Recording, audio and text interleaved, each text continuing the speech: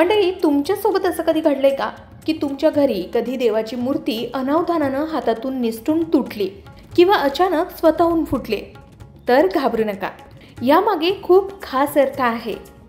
चला जाणून घेऊया. वास्तुशास्त्रानुसार तुटलेली मूर्ती हे एक संकेत आहेत की तुमच्यावर येणारे मोठे संकट टळले आहे.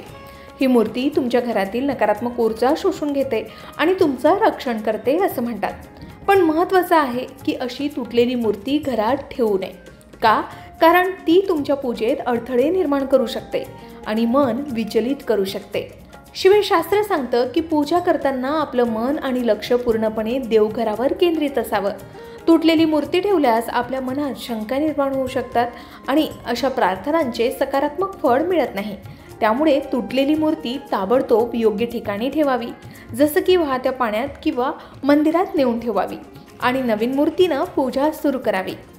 देवाची मूर्ती तुटणं म्हणजे संकट टळणं, पण ती घरात ठेवू नये. नवीन मूर्तीनं पूजा करावी आणि सकारात्मक ऊर्जा घरात आणावी असं सांगितलं जातं.